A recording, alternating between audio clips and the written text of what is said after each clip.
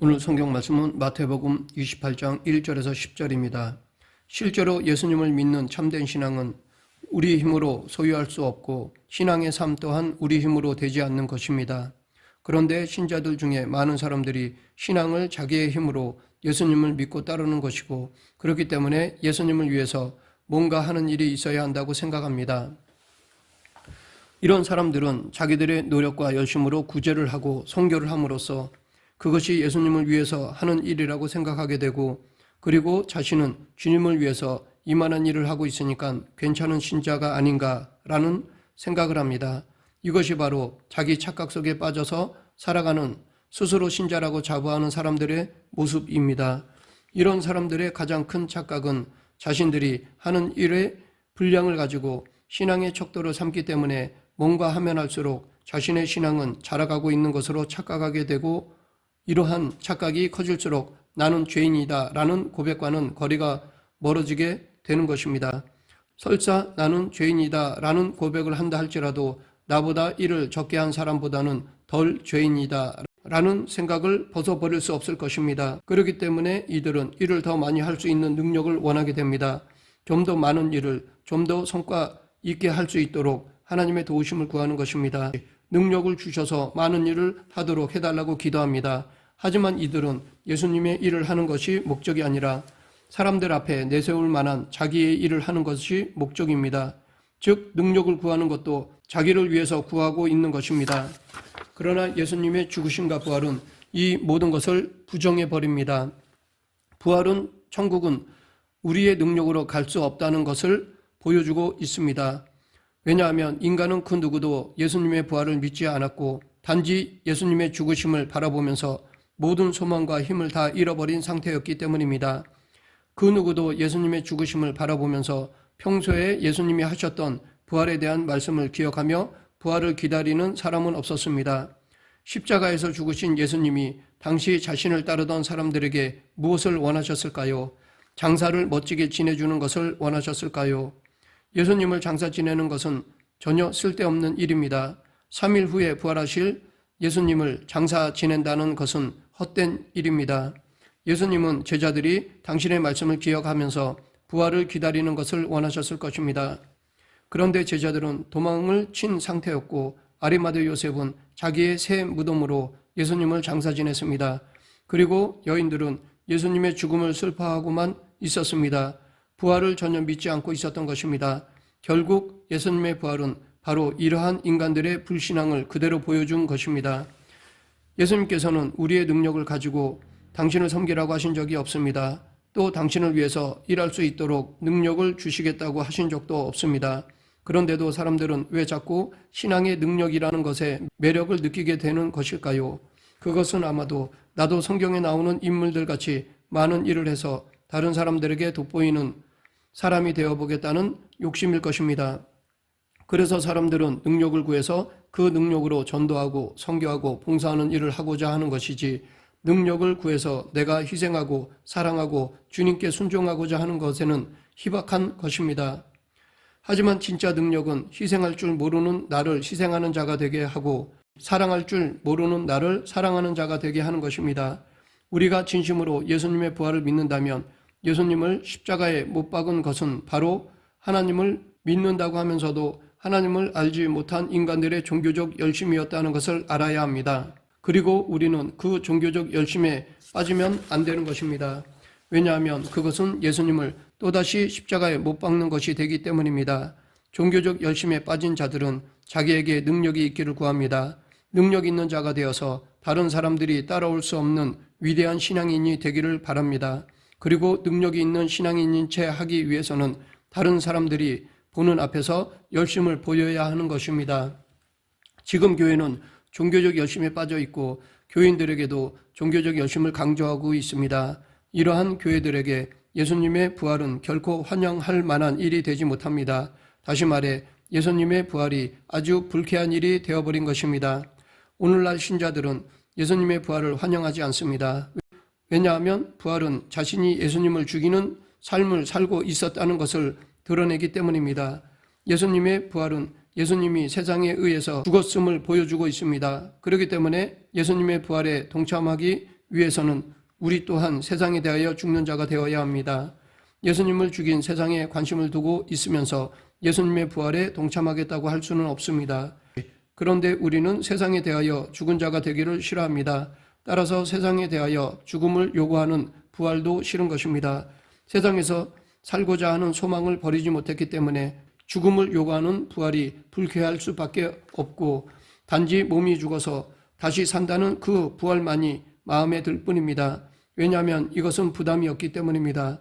단지 육체적 부활만 생각한다면 자칫 우리는 예수님의 부활을 단지 인간의 종교성을 가지고 이해해 버릴 수 있습니다. 인간의 종교성으로 이해하는 부활은 주님이 죽었다가 다시 살아나셨으니까 우리도 교회 다니고 예수님 믿으면 죽었다가 나중에 다시 사는 것입니다. 전혀 부담감이 없는 부활입니다. 전혀 거부감이 없는 부활입니다. 나중에 진짜 부활이 있든 없든 일단 죽었다가 산다는 것을 믿는다고 해봐야 손해될 것은 없습니다. 기독교가 부활을 말한다는 것은 세상 사람들이 다 아는 것입니다. 기독교가 말하는 그대로 알고 있습니다. 그러나 세상은 부활을 기독교라는 종교가 주장하는 교리의 한 일부분으로 이해할 뿐입니다. 교회도 부활이 무엇을 의미하는지, 무엇이 예수님의 부활인지는 전혀 관심도 없이 단지 죽으신 예수님이 다시 살아나셨다는 것에만 관심을 두고 우리도 예수님을 믿으면 죽어도 다시 산다라는 말만 되풀이하고 있습니다. 그것도 1년에 한 번 교회가 정해놓은 부활절에만 전해질 뿐입니다. 부활은 기독교라는 종교가 주장하는 교리 정도가 아닙니다. 부활은 예수님과 함께 하나님 나라에서 영원히 살 자가 누구냐에 대해서 확실하게 보여주는 것입니다. 예수님의 부활에는 그 누구의 도움도 개입되지 못했습니다. 오직 하나님의 능력으로 되어진 일입니다. 이것은 세상의 인간들의 모든 신앙, 모든 힘, 모든 열심들을 다 부정해 버린 것입니다. 지금 우리들의 믿음과 열심을 가지고 뭔가 해보겠다고 나선다면 그 역시 예수님 당시 예수님을 따르던 사람들의 신앙과 다르지 않다는 것을 알아야 합니다. 부활을 모르고 자기들의 믿음과 열심을 가지고 예수님을 따르던 사람들은 자기에게 불리한 상황에서는 예수님의 십자가에서 도망쳤습니다. 지금 우리가 뭔가 믿음의 열심이 있는 것 같고 뜨거움이 있는 것 같이 느껴지는 것은 아직까지 예수님과 함께 죽는 십자가를 체험해 보지 못했기 때문입니다. 자기가 죽는 것을 체험하지 않았기 때문에 아무런 신앙의 갈등도 없이 자기 열심을 가지고 뭔가 해보려고 이리저리 설치고 있는 것입니다. 자기 믿음과 자기 열심을 포기하지 못한 사람들에게 예수님의 부활의 진정한 의미를 말하면 거부하게 되는 것입니다. 불쾌하게 생각하게 되는 것입니다. 자기를 포기하지 못했기 때문에 어떻게 하든지 자기 열심을 가지고 신앙생활을 한번 멋있게 해보겠다고 단단히 결심하고 나선 사람들에게 부활은 자기 신앙, 자기 열심을 버리는 자기 포기가 있는 자에게만 해당되는 것이라고 할 때 그들에게 부활은 불쾌할 수밖에 없는 것입니다. 오늘 본문을 살피면서 과연 내가 주님의 부활을 온전히 믿어온 신자였는지를 생각해 보아야 할 것입니다. 오늘 본문 1절에 보면 막달라 마리아와 다른 마리아가 예수님의 무덤을 찾아왔습니다. 이들이 무덤을 찾아온 것은 부활을 기대해서가 아니라 한때 자신들이 믿고 의지했던 예수님에 대한 사랑으로 장사 지내기 위해서 온 것입니다. 그런 여인들에게 천사가 나타났습니다. 천사가 나타나서 부활을 알려준 것은 예수님의 부활의 세계는 더 이상 눈에 보이는 세상이 아니라는 것입니다. 즉 우리가 예수님의 부활을 믿는다는 것은 나는 눈에 보이는 이 세상을 소망하고 살기 싫습니다 라는 고백이 함께 하는 것입니다. 부활을 믿는다는 것은 보이지 않는 세계를 소망하는 것입니다. 부활의 세계는 눈에 보이는 세계가 아닙니다. 눈에 보이지 않는 세계입니다. 우리는 그것을 소망하며 사는 자들입니다. 그리고 성경은 그러한 사람들을 일컬어서 성도라고 부르고 있습니다. 그러하기에 성도에게는 보이지 않는 세계가 소망이 되어야 하고 힘이 되어야 합니다. 눈에 보이는 것이 힘이 되고 소망이 된다면 그것은 예수님의 부활의 세계를 믿지 않는 증거가 됩니다. 그런데 문제는 세상을 우리의 힘으로 살아가서는 안 된다는 것을 알면서도 실제로는 그렇게 살지 못한다는 것입니다. 사실 지금 우리의 삶은 세상과 믿음 사이에서 이리저리 갈팡질팡하고 갈등하는 그런 모습에서 벗어나지 못하고 있습니다. 세상을 힘으로 삼지 않고 주님만을 힘으로 삼고 산다는 것이 왠지 석연치 않고 뭔가 불안한 그런 마음까지 일어나게 됩니다. 이것이 우리의 현실임을 부정할 수 없습니다. 그러면 세상을 힘으로 삼는 사고방식이 예수님을 십자가에 못 박히게 했고, 부활의 세계는 세상의 힘이 아니라 오직 예수님을 힘으로 삼는 세계인데, 나는 여전히 세상을 힘으로 삼는 옛사람의 모습이 보여지고 있음을 발견할 때 그 사람은 과연 무엇을 우선으로 삼겠습니까? 뭔가 예수님을 위해서 일해보겠다는 생각보다는 내가 이런 죄인인데, 예수님을 믿는다고 해도 여전히 죄 속에 파묻혀 있는 죄인인데 내가 무엇을 할 수 있는가라는 고민에 빠지게 될 것입니다. 그리고 자연히 주님의 도움을 구하게 될 것입니다. 이러한 사람은 자신은 아무것도 할 수 없는 무능력한 죄인임을 깊이 알고 있기 때문에 자기에게 있는 것을 내세우지 않고 자랑하지도 않습니다. 그리고 죄인임을 아는 그 마음이 다른 지체를 사랑하도록 합니다. 그 사랑이 때로는 봉사로도 나타나고, 때로는 어려운 자와 나누는 구제로도 나타나고, 말씀을 듣고 자신을 발견하기 때문에 말씀이 있는 자리를 사모하고 찾아가게 되는 것입니다. 내 열심이 아니라 하나님이 나를 그렇게 만들어 가시는 것입니다. 이것이 부활의 세계를 살아가는 모습입니다. 그렇기 때문에 이미 부활의 세계를 살아가는 신자는 눈에 보이는 것 때문에 낙심하고 절망하지 않는 것입니다. 부활의 세계는 돈이 힘이 아니라 예수님이 힘이기 때문에 오직 믿음으로 사는 것입니다. 교인 수가 많고 적고 상관없이 주님을 아는 자가 모인다면 단 2명의 모임이라 할지라도 기쁨이 있는 모임이 됩니다. 우리는 자기 자신에게 돈을 원하는가, 예수님을 원하는가 솔직한 심정으로 물어보아야 할 것입니다. 물론 세상을 살아가는 데 있어서 돈이 필요하다는 것은 부인할 수 없습니다. 당장 교회가 운영되는 데 있어서도 돈이 필요합니다. 그러나 있는 것만큼 쓰면 됩니다. 하나님이 주신 것만큼 쓰면 됩니다. 그런데 우리는 우리들의 계획을 줄줄이 세워놓고는 이 계획은 선한 계획이니까 하나님이 주실 것이라고 여깁니다. 그리고 그것을 위해 기도하게 되는 것입니다. 하지만 이것은 결국 우리의 계획을 위한 기도이지 하나님의 계획을 위한 기도는 아닌 것입니다. 계속해서 5절 6절 천사가 여자들에게 말하여 이르되 너희는 무서워하지 말라. 십자가에 못 박히신 예수를 너희가 찾는 줄을 내가 아노라. 그가 여기 계시지 않고 그가 말씀하시던 대로 살아나셨느니라. 와서 그가 누우셨던 것을 보라. 여자들의 생각에 예수님은 십자가에서 죽으신 예수님이지 부활하신 예수님은 아니었습니다. 예수님의 말씀 안에서 생각한 것이 아니라 자기들의 상식 속에서 예수님을 생각했기 때문에 결국 그들이 찾아온 곳은 무덤이었습니다. 그러나 예수님은 그곳에 계시지 않았습니다. 인간들의 상식 속에 계시지 않은 것입니다. 이처럼 예수님을 우리의 상식을 가지고 이해하려고 해서는 안 됩니다.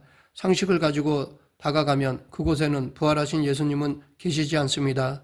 발견한다면 부활의 주님이 아니라 거짓 예수가 있을 뿐입니다. 우리가 열심히 해야 한다는 것은 인간의 종교 상식입니다. 예수님의 부활은 생각하지도 않고 단지 무덤을 관리하기 위해서 찾아간 여인들의 수준밖에 되지 않습니다. 이 자신의 열심을 주장하는 것은 다른 모든 종교에서 보여지는 것입니다. 인간의 종교 상식은 자신의 정성이고 자신의 열정입니다. 여인들이 죽어서 무덤에 있는 예수님을 찾아간 것도 예수님에 대한 하나의 열정입니다.